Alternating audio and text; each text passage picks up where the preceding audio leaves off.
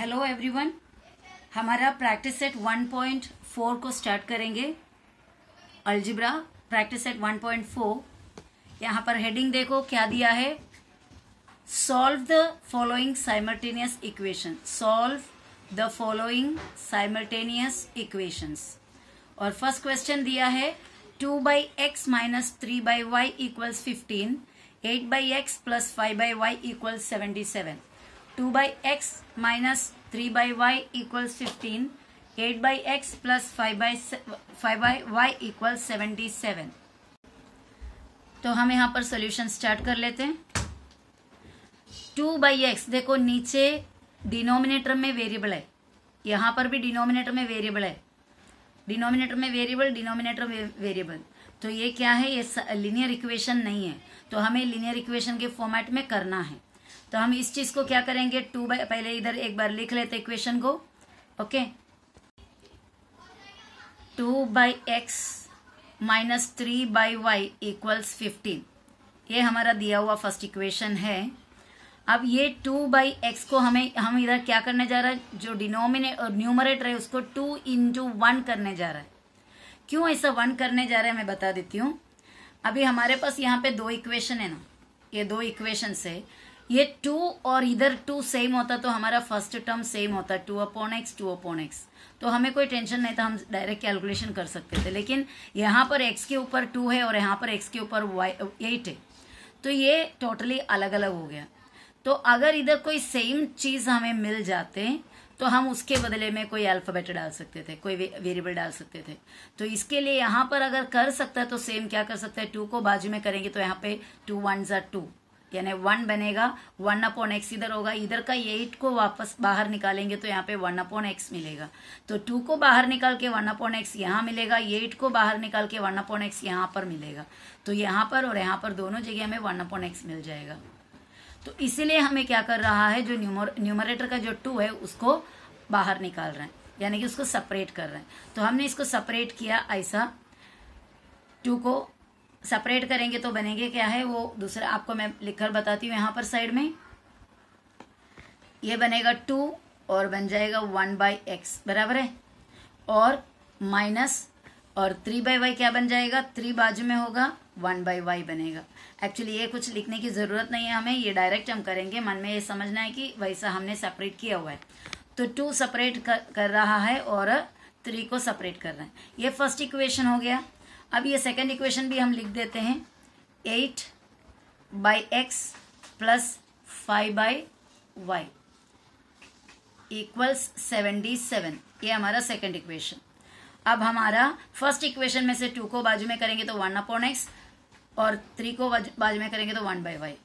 Second equation में से 8 को सेपरेट करोगे तो 1/x मिलेगा, 5 को सेपरेट करोगे तो 1/y, यानी यहाँ पर भी हमें एक 1/x मिलेगा, 1/x मिलेगा, यहाँ पर एक 1/y और 1/y मिलेगा। तो 1/x को हम मान लेते हैं m और 1/y को मान लेते हैं n।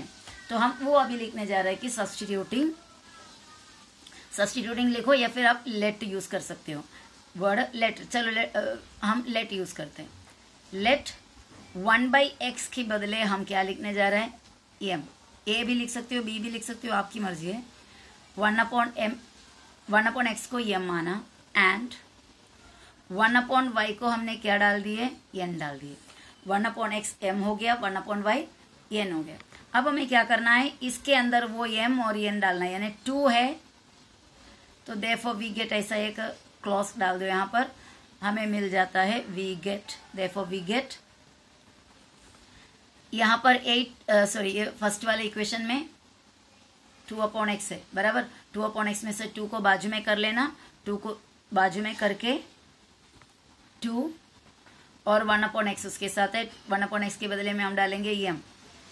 ओके, 2m और आगे नेक्स्ट वो इक्वेशन क्या है, बाकी उसमें बाकी हमारा है -3y। तो क्या करेंगे, हम माइनस डाले, 3 डाला और 1/y है यहाँ पर, 1/y के लिए हम क्या लिखेंगे, n, 3n, और यहाँ पर इक्वल्स और ये 15। ओके, तो हमारा इक्वेशन बन गया, जो फर्स्ट इक्वेशन था वो क्या बन गया है, 2m माइनस 3n इक्वल्स 15 बन गया। चलो let it be equation number 3। इसको हमने क्या लिख दिया है, क्या मान लिया, इक्वेशन नंबर 3 माना। अब हमारा नेक्स्ट इक्वेशन को बनाना है। 8 लिखें, यहाँ पर 1/x है, 1/x के लिए हमें क्या डालेंगे, m प्लस 5 लिखा, ओके 5 लिखकर, ये 5 है, यस जैसा लग रहा है, 5 लिखा, और यहाँ पर 1/y है, 1/y के लिए हमें क्या डालना है, n इक्वल्स क्या है आगे, 77। ओके, इतना clear. Let it be equation number 4। तो वैसा इक्वेशन नंबर 4 भी हो गया। नाउ ये दोनों इक्वेशन को हम क्या सॉल्व करेंगे। यहाँ पर देखो पॉजिटिव साइन है, एडिशन से तो बढ़ जाएंगे, सब्ट्रैक्शन करेंगे तो साइन बदलेगा। ओके, चलो आप अभी देखना है कि m को कैंसिल करना है या n को कैंसिल करना है, इट्स ऑन यू। अब मैं यहाँ पर m को कैंसिल करना है तो मुझे ये वाला इक्वेशन जो है, ये इक्वेशन 3rd इक्वेशन को किससे इंटू करना पड़ेगा, दोनों सेम नंबर करने के लिए। आप सोच सकते हो यहाँ पे 2 है, यहाँ पर 8 है, 2 और 8, 2 का टेबल आप अगर मतलब दोनों का एलसीएम फाइंड आउट करने का मैं बता रही हूँ, ये दोनों का एलसीएम 8 होता है। अभी ये एलसीएम का जो काम है वो आपको मैं बता देती हूँ, एलसीएम किस तरह फाइंड आउट करना है करके। एलसीएम का अलग अलग मेथड होता है और कुछ ट्रिक्स भी होता है, तो वो हम पहले देख लेते हैं। ये एलसीएम का क्या चक्कर है। ओके, हम एक्चुअली वो समय से जरा बाहर आए, देखते हैं एलसीएम, बार बार एलसीएम बोलते हैं। आपको एलसीएम फाइंड आउट करने के लिए क्या करना होता है वो देखेंगे पहले। तो एक नंबर है समझो 2 और एक नंबर है 8, इन दोनों का एलसीएम फाइंड आउट करने का एक मेथड तो आपको मैंने बताया। 2 के टेबल लिखते जो 2 1 2, 2 2 4, 2 3 6, 2 4 8, 2 5 10, 2 6 12, 2 7 14, इतना मैंने लिख दिया 2 का टेबल। ओके, यानी छोटा नंबर का टेबल पहले लिख दिया। उसके बाद बड़ा वाला नंबर, उसका टेबल लिखते टाइम इधर चेक करना कोई सेम नंबर आया क्या। 8 1 8 इधर लिख दिया, ये टेबल है, ये 2 का टेबल है, 8 का टेबल है। 8 का टेबल लिख रहा है, 8 1 8 लिखा, वो आया है क्या पहले चेक करो, यस आया है। तो ये 2 और 8 का एलसीएम क्या बन गया, एलसीएम इज 8, दोनों का एलसीएम 8 बन गया। ठीक है, लेकिन ये लिखे बिना हम इसका एलसीएम कैसा फाइंड आउट करेंगे वो मैं बताने जा रही हूँ आपको। अगर इफ छोटे नंबर के टेबल में बड़ा नंबर आया, यानी बड़ा नंबर छोटा नंबर का मल्टीपल हो, if the bigger number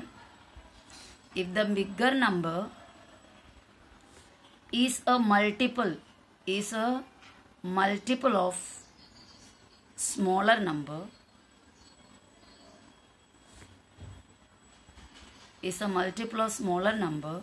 then the bigger number is the LCM. The bigger number is their LCM. देखो मैंने क्या बताया, अगर बड़ा नंबर और छोटा नंबर 2 है आपके पास, और बड़ा नंबर का छोटे नंबर का टेबल में अगर बड़ा नंबर आ रहा है, यानी बड़ा नंबर छोटे का मल्टीपल है, तो बड़ा नंबर एलसीएम होगा। देखो यहाँ पे हमारा एग्जाम्पल मैं बता देती हूँ आपको, जो एग्जाम्पल हमने किए 2 था और 8 था, बराबर है। इसका एलसीएम फाइंड आउट करना था। 2 के टेबल में यानी छोटे वाले के टेबल में बड़ा वाला आता है क्या, देखो 2 के टेबल में बड़ा वाला आता है, 2 1 2, 2 2 4, 2 3 6, 2 4 8 आया। छोटे वाले टेबल में, छोटे वाले नंबर के टेबल में बड़ा वाला आता है, तो बड़ा वाला is the LCM, that is LCM is 8। कोई कैलकुलेशन करने की जरूरत नहीं है, डायरेक्ट हम लिख सकते हैं। अनदर एग्जाम्पल मैं दे रही हूँ, यहाँ पर 10 है समझो, यहाँ पर 5 है, इनमें से छोटा नंबर कौन सा है, 5। इन दोनों का एलसीएम देखना है, 10 और 5 का एलसीएम देखने का है। ओके, 10 और 5 का एलसीएम देखने के लिए छोटा नंबर कौन है, 5। 5 के टेबल में बड़ा आता है क्या, देखो 5 1 5, 5 2 10 आ गया ना। 5 के टेबल में बड़ा नंबर आया, यानी 5 के टेबल में 10 आया, इसलिए ये बड़ा वाला एलसीएम है, that is 10 is the LCM. One more example I am giving you. समझो कि 3 नंबर्स यहाँ पर मैं दे रही हूँ, एक 4 है, एक 16 है और एक 2 है। ओके, इसका एलसीएम क्या होगा, सबसे छोटा नंबर क्या है, 2। उसके टेबल में बड़ा आ रहा है, 4 आ रहा है, 2 के टेबल में 4 आता है। आगे काउंट करो, 2 के टेबल में क्या भी आता है, 16 भी आता है, यानी 2 के टेबल में 4 आता है, 2 के टेबल में 16 आता है, 4 के टेबल में भी 16 आता है, तो सबसे बड़ा कौन है, 16, that will be the LCM. आप चेक करके देख सकते हो, तीनों नंबर का टेबल लिखकर देखो, 4 1 सा 4, 4 2 सा 8, 4 3 सा 12, 4 4 सा 16, 4 5 सा 20, 4 6 सा 24। इस तरह 4 का टेबल जाएगा, 2 का टेबल आएगा, 2 1 सा 2, 2 2 सा 4, 2 3 सा 6, 2 4 सा 8, 2 5 सा 10, 2 6 सा 12, 2 7 सा 14, 2 8 सा 16, 2 9 सा 18। इस तरह 2 का टेबल जाएगा, 16 का टेबल होगा, 16 1 सा 16, 16 2 सा 32, 16 3 सा 48, 16 4 सा 64, 16 5 सा 80। इस तरह ये जाएगा, 16 6 सा 94, वैसा जाएगा। अब ये तीनों में सेम पहला कौन आया देखो, 4 आया है कि तीनों में, ये दोनों में आया लेकिन इसमें नहीं आया। 8 इसमें आया, इसमें नहीं आया। 16 इसमें आया है, 12 इसमें आया है पर इसमें नहीं आया। 16 इसमें भी आया है, इसमें भी आया है और इसमें भी आया है। तो तीनों में जो पहला आया that is the LCM.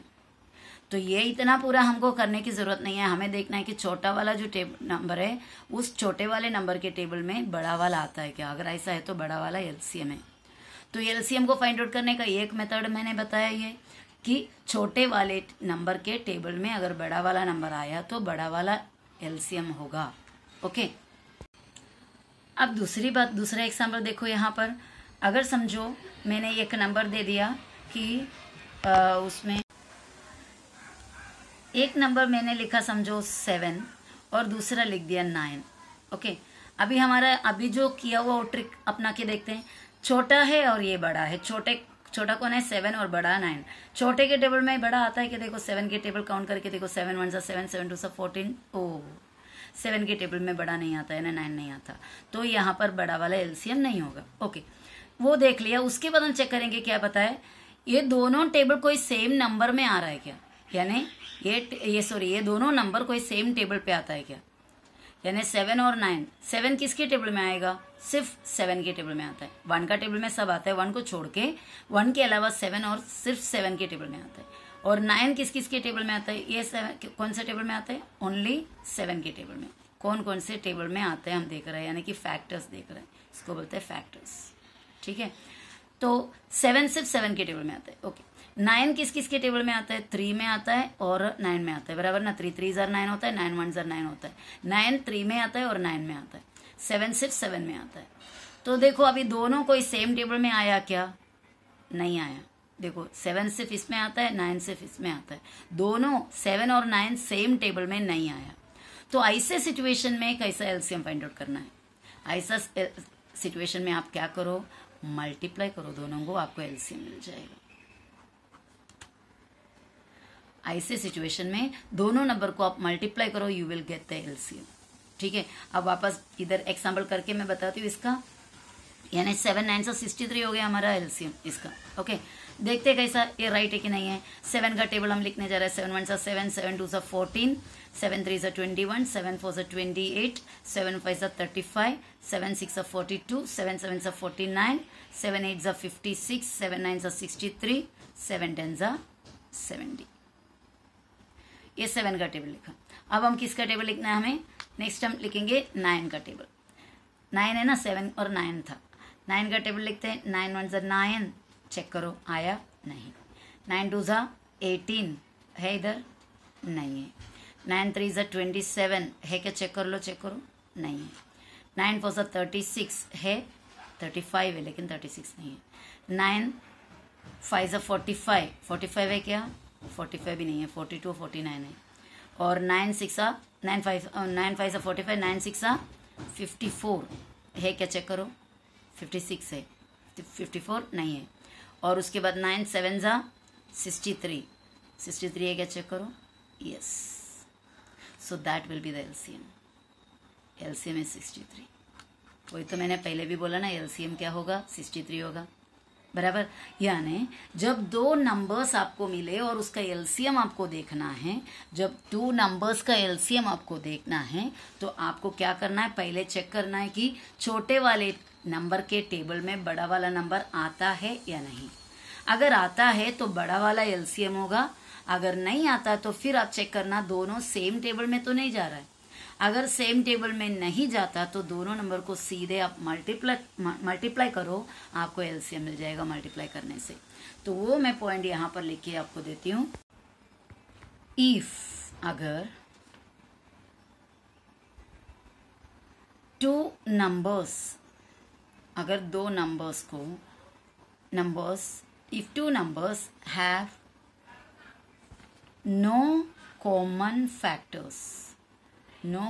Factors, इसका मतलब होता है दोनों सेम कोई टेबल में नहीं जाता. If two numbers have no common factors then their LCM will be their product means multiply करके जो आंसर मिलेगा, that is multiply them to get the LCM. उसे क्या करो, मल्टीप्लाई करो, आपको एलसीएम मिल जाएगा. तो ये हो गया सेकंड केस. तो पहला वाला केस क्या था, छोटे वाले नंबर के टेबल में बड़ा वाला आता तो बड़ा वाला एलसीएम है. दूसरा केस ये है कि अगर कोई सेम टेबल में नहीं आता है दोनों, तो दोनों को इंडू करो, आपको उनका एलसीएम मिल जाएगा. अब तीसरा केस हो गया कि अगर समझो दोनों बड़ा वाला छोटे के टेबल में नहीं आता, दोनों सेम टेबल, ऐसा दोनों केसेस जो अभी हमने किया वो दोनों केसेस नहीं है, उसके अलावा कुछ है. जैसे अब ये एग्जाम्पल आप देखो, एक नंबर मैंने दे दिया 10 और दूसरा नंबर दे दिया 15. अभी यहाँ पे हम पहला केस चेक कर लेते हैं, बराबर होता है क्या, 10 छोटा वाला 15 बड़ा वाला. छोटे के टेबल में बड़ा आता है क्या, 10 1 10 10 2 20 नहीं आता, तो फर्स्ट केस नहीं है. सेकेंड केस चेक कर लेते हैं. सेकेंड केस मतलब क्या होता है, दोनों सेम टेबल में नहीं जाना चाहिए. दोनों सेम टेबल में जाता है, 10 जाता है 2 और 5 में, 15 जाता है 3 और 5 में. 10 जाता है, 10 का फैक्टर्स क्या है, 2 और 5 है. 15 का फैक्टर्स क्या है, 3 और 5 है. बराबर है, दोनों किसके टेबल में जाता है, 5 के टेबल में जाता है. तो सेकेंड केस भी नहीं है. सेकेंड केस दोनों सेम टेबल में जाना नहीं चाहिए था, पर यहाँ पर जा रहा है, तो ना ही ये बड़ा वाला एलसीएम बनेगा, ना मल्टीप्लाई करने पे एलसीएम बनेगा. तो यहाँ पर एलसीएम करने के लिए हमारा वही मेथड जो पहले का है, यानी दोनों का टेबल लिखो और एलसीएम फाइंड आउट करो. यानी कि टेबल लिखो, 10 1 10, 10 2 20, 10 3 30, 10 4 40, 10 5 50, 10 6 60, 10 7 70, 10 8 80. इस तरह ये 10 का टेबल जाएगा. और 15 का टेबल हुआ 15 1 15, 15 2 30, 15 3 45, 15 4 60. इस तरह 15 5 75, इस तरह जाएगा. अब आप कंपेयर करके देखो, सेम कभी आ रहा है, 15 नहीं है, 30 आया. ये देखो 30 विल बी देयर एलसीएम हो गया 30. इस तरह हम एलसीएम इसका फाइंड आउट कर सकते हैं. इसके अलावा एलसीएम का एक और मेथड है जो थोड़ा और आसान है, पर आपको समझना होगा वो. तो वो ये है, 15 और 10 को हमने इस तरह लिखा. इस तरह लिखने के बाद हमें चेक करना है कि कौन दोनों सेम टेबल में, कौन से टेबल में जाता है. ये भी 2 में जाता है, ये 2 में नहीं जाता है. ये 5 में जाता है, ये भी 5 में जाता है. तो हम क्या किया, 5 यहाँ लिखा. 5 के टेबल में ये 10 कितना बार जाता है, 5 1 5, 5 2 10 हो गया. ये 5 2 10. अब ये कोमा यहाँ डाला. अब ये 15, 5 के टेबल में 15 कभी जाता है, 5 1 5, 5 2 10, 5 3 15, 3 मिला. इतना क्लियर है. अभी आगे और बढ़ेंगे हम. आगे तब तक बढ़ते रहेंगे जब तक हमें लास्ट में 1 नहीं मिलता. अब देखो ये 2 और 3 है, सेम टेबल में क्या जाता है कि नहीं, 2 सिर्फ 2 के टेबल में जाता है, 3 सिर्फ 3 के टेबल में जाता है. तो ये दोनों सेम टेबल में नहीं जाता. कोई बात नहीं, दोनों नहीं जाता तो एक तो जाएगा किसके टेबल में, 2 में, तो उसको रख दिया. देखो पहला सेम टेबल में जाता है तो वो पहला लिखना. सेम टेबल का खत्म हो जाएगा तो एक को उठाना. यानी 2 का देखो, 2 के टेबल में जाता है, तो 2 कितने बार जाएंगे, 2 1 2, कॉमा डाला. 3 नहीं जाता तो 3 को खींच के नीचे फेंक दो. ओके. अब वापस हम करेंगे, इसका तो 1 हो गया. अब ये दोनों में से ये 1 को तो छोड़ दिए, किसके टेबल में जाएगा, 3 में. तो 3 यहाँ लिखा, 1 को वैसे नीचे उतारो. 3 के टेबल में ये वाला 3 कितना बार जाता है, 3 1. तो इस तरह हमारा फाइनल 1 1 हो गया. 1 1 हो गया. तो ये लेफ्ट साइड में हमें जो कुछ भी मिला उसको पूरे को आप इंटू करो. 5 2 10, 10 3 30, एंड दैट इज एलसीएम. पहले भी तो हमें मिला एलसीएम. तो ये दो तरीके से आप एलसीएम फाइंड आउट कर सकते हैं। जो पहला जो दो केसेस था, यानी छोटे के टेबल में बड़ा आना बहुत आसान है, बड़ा वाला एलसीएम होगा। अगर दोनों सेम टेबल में नहीं आता है तो एलसीएम के लिए सीधा इंटू करो, वो भी आसान है।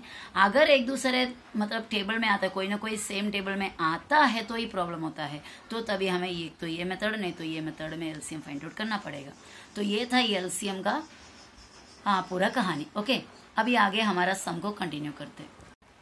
अब हमें ये देखो, यहाँ तक हमने इक्वेशन बना के रखे थे, ये दो इक्वेशन था, ठीक है। अगर मुझे 2 और 8 को, ये m को, एक्चुअली m जो वेरिएबल है उसको मुझे एलिमिनेट करना है। सपोज मैं ऐसा सोच रही हूँ कि मुझे m को एलिमिनेट करना है। m को एलिमिनेट करना है तो ये दोनों नंबर, ये जो कोएफिशिएंट है सेम होना चाहिए। 2 और 8 का एलसीएम, 2 के टेबल में 8 आता है, तो दोनों का एलसीएम 8 हो गया। तो हमें यहाँ पर भी 8 बनाना है, यहाँ पर भी 8 बनाना है। अरे भाई, यहाँ पर ऑलरेडी 8 है तो हमें बनाने की जरूरत नहीं है, तो सिर्फ चेंज करना किधर होता है, यहाँ पर। 2 को 8 करने के लिए हमें किससे इंटू करना पड़ेगा, 2 4 ज़ा 8। इसको 4 से इंटू करेंगे तो ये 8 बन जाएगा।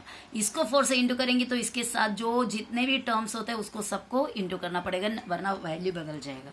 यानी इसका मतलब इक्वेशन थर्ड को 8 किससे 4 से इंटू करना पड़ेगा। तो ये 4 2 ज़ा 8 हो जाएगा, ये 4 3 ज़ा 12 हो जाएगा, ये 4 15 ज़ा 60 हो जाएगा। तो वो एक मेथड हुआ। तो हमें m का कोएफिशिएंट सेम हो जाएगा, यहाँ पर 8 मिलेगा, इधर भी 8 है, तो इन दोनों को कैंसिल कर सकते हैं। लेकिन ये तभी क्या होएगा, पॉजिटिव 8m होएगा और ये पॉजिटिव 8m है, दोनों पॉजिटिव 8m होगा तो कैंसिल नहीं होगा। फिर आपको क्या करना पड़ेगा, साइन चेंजिंग करना पड़ेगा। साइन चेंजिंग कौन से मेथड में मिलेगा हमको, सब्ट्रैक्शन में मिलेगा, बराबर। तो ये दोनों का इक्वेशन का सब्ट्रैक्शन करना पड़ेगा। ये सब हम सिचुएशन चेक कर रहे हैं, और ये चेक करने के लिए आपके पास ज़्यादा वक्त नहीं मिलेगा। ओके, आप जैसे जैसे ज़्यादा प्रैक्टिस करोगे ये सब फटाफट आपको पता चल जाएगा। और उसके बाद ये हमने फिलहाल m के बारे में इतना सोच कर रखा। क्या क्या सोचा है, ये वाला इक्वेशन को हमें 4 से इंटू करना पड़ेगा, और उसके बाद सब्ट्रैक्शन में साइन चेंज करके कैंसिल करना पड़ेगा। वो m के बारे में सोचा। अब n के बारे में सोच लेते हैं। n का यहाँ पर 3 है, यहाँ पर 5 है, ये दोनों को सेम करना है। 3 और 5 का एलसीएम आप सोचो, 3 और 5 का एलसीएम, 3 और 5 दोनों कोई सेम टेबल में नहीं जाता, तो एलसीएम कैसा मिलेगा, दोनों को मल्टीप्लाई करो, 3 5 ज़ा 15, तो इन दोनों का एलसीएम हो गया क्या, 15, बराबर। तो अब ये 3 को 15 बनाना है, तो 3 का टेबल जरा काउंट करके देखो, 15 का भी आता है। 3 1 ज़ा 3, 3 2 ज़ा 6, 3 3 ज़ा 9, 3 4 ज़ा 12, 3 5 ज़ा 15, यानी इसको 5 से इंटू करना है, यानी ये वाला इक्वेशन को 5 से इंटू करो तो ये 15 बनेगा। और ये 5 को 15 बनाने के लिए 5 का टेबल जरा काउंट करके देखो, कभी 15 बनता है। 5 1 ज़ा 5, 5 2 ज़ा 10, 5 3 ज़ा 15, तो इसका मतलब फोर्थ वाले इक्वेशन को 3 से, थर्ड वाले इक्वेशन को 5 से इंटू करोगे तो ये दोनों 15 हो जाएगा। समझ रहे हैं, यहाँ पर हमें दोनों इक्वेशन को मल्टीप्लाई करना पड़ रहा है। ये वाले इक्वेशन को 5 से और ये वाले इक्वेशन को 3 से मल्टीप्लाई करना पड़ रहा है। वो मल्टीप्लाई अगर हमने कर लिया, समझो ये बन गया -15n और ये बन जाएगा +15n, ये -15n बन जाएगा, ये +15n बन जाएगा, दोनों ऑपोजिट साइन से, ऑपोजिट साइन से यानी नेगेटिव और पॉजिटिव है, तो ऐड करने पे कैंसिल हो जाएगा। अब डिसीजन आपका है, तो फिलहाल तो मुझे कोई डिसीजन लेना पड़ेगा। तो मैं समझो कि मैं n को ही कैंसिल करने के बारे में सोच रही हूँ। मुझे ना एक्चुअली थोड़ा पॉसेसिवनेस लग रहा है कि m के साथ, तो मैं n को कैंसिल कर रही हूँ, ठीक है। तो m को कैंसिल करने के लिए मुझे जो स्टेप लिखना चाहिए वो मैं स्टेप यहाँ पे लिख रही हूँ।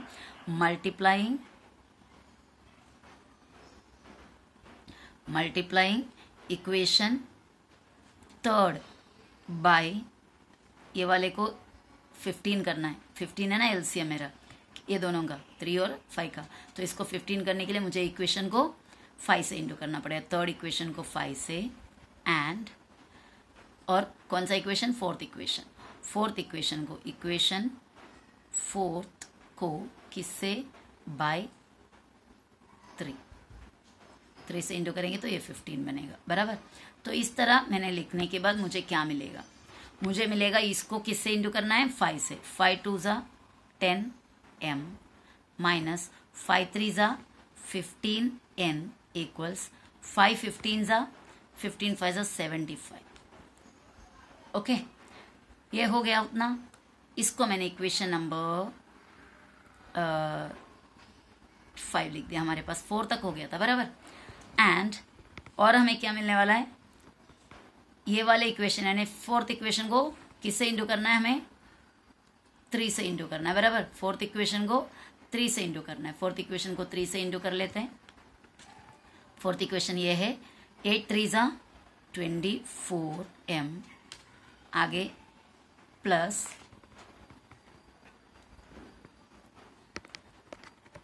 अभी नेक्स्ट हमें क्या करनी है, 5 3 ज़ा 15n इक्वल्स, अभी ये 77 को भी किससे इंटू करना पड़ेगा, 3 से इंटू करना पड़ेगा, बराबर। ये हर चीज़ को हमें 3 से इंटू करना है ना, तो यहाँ पर 77 को मैं फिलहाल 3 से इंटू कर रही हूँ साइड में। 77 मल्टीप्लाइड बाई 3, 3 7 ज़ा 21, 2 कैरी, 3 7 ज़ा 21 और 2 23, 231। Okay, I got 231। इतना हो जाने के बाद अभी मुझे क्या करना है, ऐड करोगे तो ये कैंसिल हो जाएगा। तो अभी वो लिखना पड़ेगा हमें कि adding equation fourth and sorry ये सिक्स्थ हो गया, adding equation fifth and sixth, equation 5 and equation 6। Okay, तो ये फिफ्थ इक्वेशन और ये सिक्स्थ इक्वेशन। चलो लिखते हैं हम फिफ्थ इक्वेशन और सिक्स्थ इक्वेशन को। फिफ्थ इक्वेशन हमारा 10m माइनस 15n इक्वल्स 75 और sixth equation 24m plus 15n equals 231। Adding कर रहा है, 10m और 24m दोनों पॉजिटिव साइन है तो ऐड करना है, मतलब सेम साइन है तो ऐड करना है। 10 और 24 को ऐड किया 34 मिला हमें। वेरिएबल m है, बड़े का साइन पॉजिटिव है, पॉजिटिव साइन नहीं डालते हैं, as I told you before. और 15n माइनस 15n और प्लस 15n कैंसिल हो जाएंगे इक्वल्स, अभी इसका एडिशन करना है, दोनों का साइन सेम है तो ऐड करेंगे। ऐड करो, 5 और 1 6 हुआ, 7 और 3 10, 1 कैरी, 2 और 1 3, 306 हो गया। बड़े का साइन पॉजिटिव, यहाँ पे पॉजिटिव साइन। ओके, तो 34m इक्वल टू 306 मिला हमें। अभी यहाँ इसमें से हम क्या फाइंड आउट करने वाला है, ओनली m। तो 306 यहाँ पर लिखा, ये दोनों के बीच में इंटू है तो यहाँ पर आने पे मतलब ये लेफ्ट साइड है समझो और ये राइट साइड है इक्वल के, तो लेफ्ट साइड में m को वैसे ही रखा, इक्वल इधर लिखा, 306 राइट साइड वाले को लिखा। अभी लेफ्ट साइड वाला 34 को राइट साइड में ले आ रहा है, दोनों के बीच में मल्टीप्लीकेशन है तो इसके लिए यहाँ पर आएंगे तो डिविजन हो जाएगा 34। ओके, 306 अपॉन 34, 306 अपॉन 34 को हम यहाँ पर कटिंग करके देखते हैं आंसर क्या मिलेगा करके। 306 बाय 34, इसका कैलकुलेशन कर लेते हैं। 2 के टेबल में दोनों आता है, छोटे छोटे नंबर से कटिंग कर लेते हैं। ओके, ज़्यादा मुश्किल में नहीं जाते हैं। 2 के टेबल से इसको काटने जा रहे हैं, दोनों 2 के टेबल में जाएगा। मैंने ऑलरेडी आपको बताया था 0 2 4 6 8 कोई भी नंबर के लास्ट में है तो वो 2 के टेबल में जाता है, तो दोनों 2 के टेबल में जाएगा क्योंकि 34 के लास्ट में 4 है और 306 के लास्ट में 6 है, दोनों 2 के टेबल में जाता है। 2 1 ज़ा 2 गया किस में से, 3 में से, 2 चला गया, 2 1 ज़ा हमने 2 के टेबल से काट रहा है इसलिए 2 1 ज़ा, यहाँ पे 1 लिखा, 2 1 ज़ा 2 चला गया ये 3 में से तो बचेगा 1, वो 1 को 4 के पीछे डाला ऐसा एज्यूम करो। और अभी ये क्या बन जाएगा 14, मतलब 1 है और उसके 4 है, 4 के पीछे 1 डालेंगे तो 14 बन जाता है बराबर। तो 2 के टेबल में 14 कभी आता है, 2 7 ज़ा 14 तो 17 मिल गया। और इसको काट के देखते हैं कितना मिलेगा, 2 1 ज़ा 2, यहाँ पे 2 से काटा तो ऊपर भी 2 से काटना पड़ेगा। 2 1 ज़ा 2, 3 में से चला गया, 1 बचा, वो 1 को इसके पीछे डाले तो ये बन गया 10, दिखाई दे रहा है आपको, ये 1 और ये 0 10 हो जाएगा बाजू बाजू में डालने पे 10। 2 के टेबल में 10 कब आते हैं, 2 5 ज़ा 10, और ये कब आता है 2 के टेबल में 6 से बचा हुआ, 2 3 ज़ा 6। Okay, if you don't know this cutting, अगर आपको ये कटिंग नहीं आता तो प्लीज मुझे कमेंट में आके बता देना कि आपको ये कटिंग नहीं समझ में आता है, then I will make another video for cutting only. Numbers किस तरह कटिंग करना है उसका अलग सा एक वीडियो बनाकर दे दूंगी।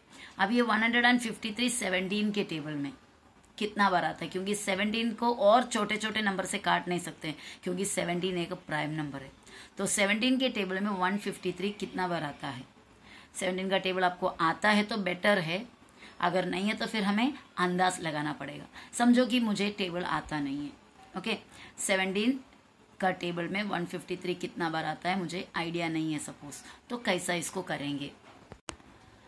अगर टेबल आता है तो डायरेक्ट हम कट कर सकते हैं। 17 9 153 है, वो मुझे आता नहीं है ऐसा समझो, तो हम कैसा करेंगे, अंदाज़ा कैसा लगाएंगे। ये 7 जो लास्ट का है और इधर का लास्ट का 3, इन दोनों को ध्यान दो। 7 के टेबल में काउंट करते जाओ, 3 लास्ट में आने वाला कौन नंबर आता है। 7 1 7, लास्ट में 7 आया।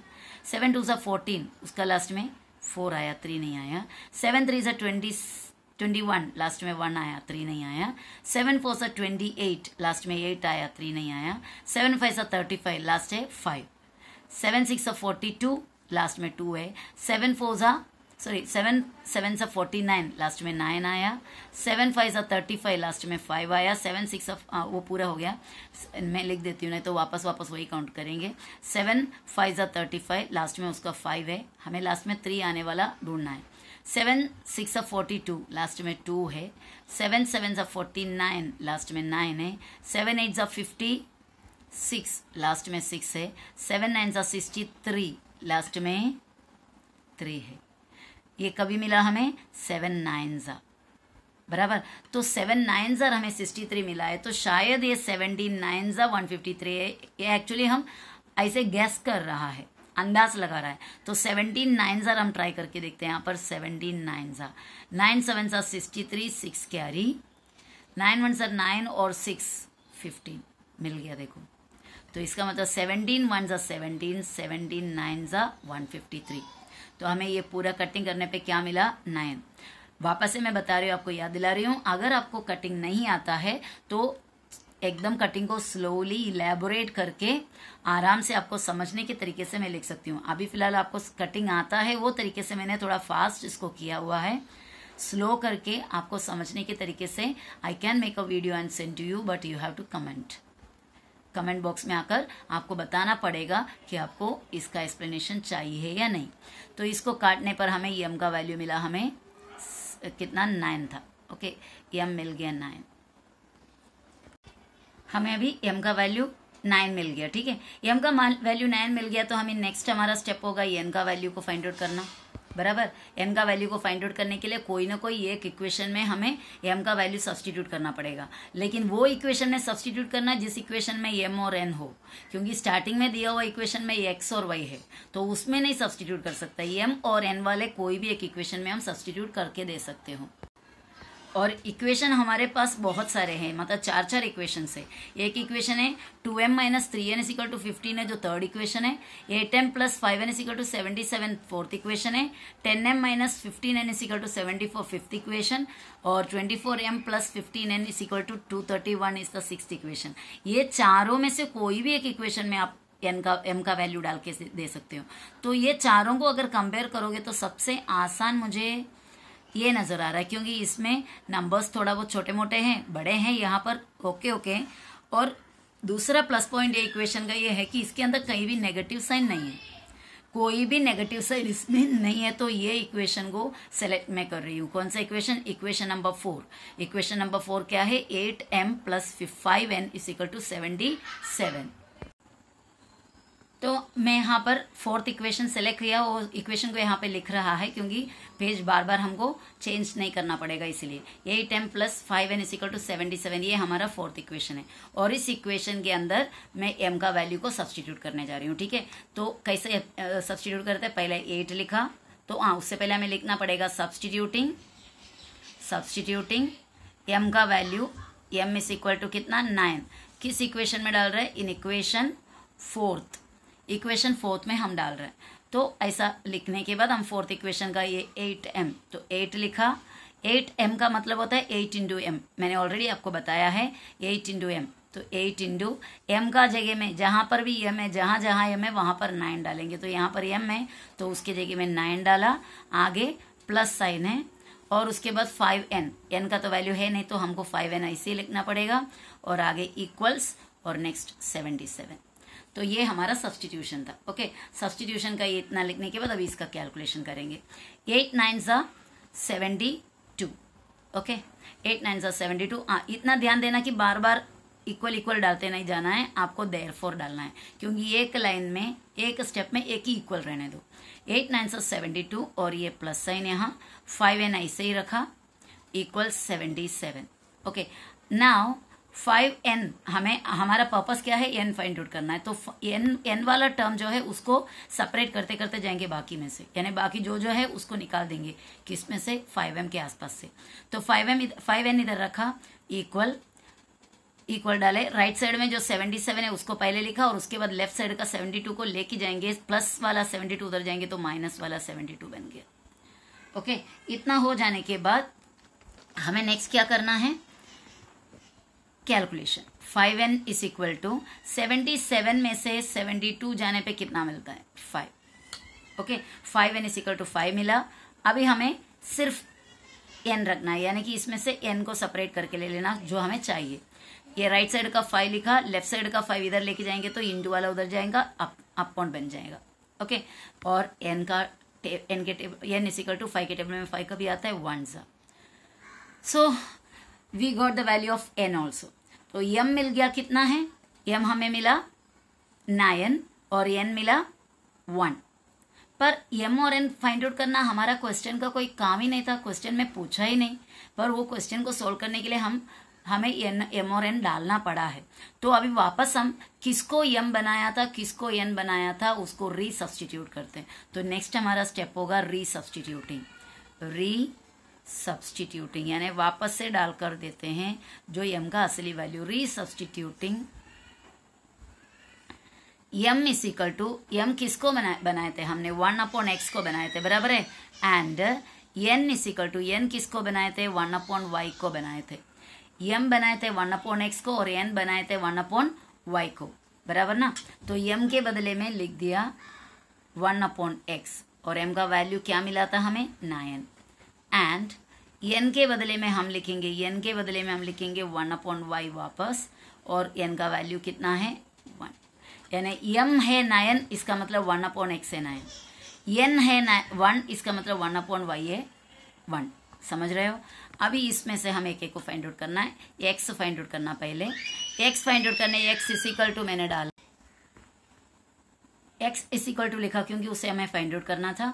अब हमको देखना है इसका कैलकुलेशन कैसा करते हैं। x के साथ आप क्रॉस करके जाओ, क्रॉस करके, यानी 9 के नीचे 1 होता है, याद रखना। कोई भी जो नंबर होता है, इंडिजर्स होते हैं, हर एक इंडिजर के अपॉन होता है, अपॉन के नीचे 1 है, वो जो हमको नहीं दिखता है या हम लिखते नहीं है, तो ये इसके नीचे 1 है। समझो जैसे मैं अभी इधर आपको लिखकर दिखाती हूँ, 1/x इज इक्वल टू 9 का मतलब होता है 9 के नीचे भी 1 है। क्रॉस करोगे तो 1 के क्रॉस में 1 आता है, x के क्रॉस में 9 आता है। समझ में आ रहा है। तो इसी तरह हम यहाँ पे करेंगे, x के क्रॉस में जो आएगा 9 दैट विल गो डाउन, और दूसरा वाला इंटू करके यहाँ पर ऊपर 1, तो हमें x का वैल्यू मिल जाता है 1/9। एंड y का वैल्यू लिखना है, y को इक्वल डाल दिया, y के साथ क्रॉस में कौन है, क्रॉस में 1 है, y के साथ क्रॉस में 1 है, मैं इधर फिलहाल लिख रही हूँ क्रॉस में 1। ओके, 1 y के साथ क्रॉस में 1 और दूसरा 1 नीचे। ऐसा लिखते है क्या, कोई नहीं लिखते, नीचे का 1 लिखता नहीं है, तो हमें सिर्फ क्या लिखना है, 1, y is equal to 1। So this was the solution of the equations. So हम फाइनल आंसर लिखेंगे, देयरफॉर x और y का वैल्यूज मिले हैं, क्या मिले, 1/9 और 1 is the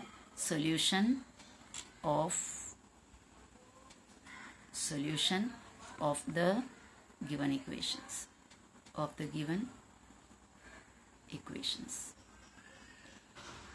Okay, hope you understood this sum. Okay, if any doubt, please let me know it. Bye.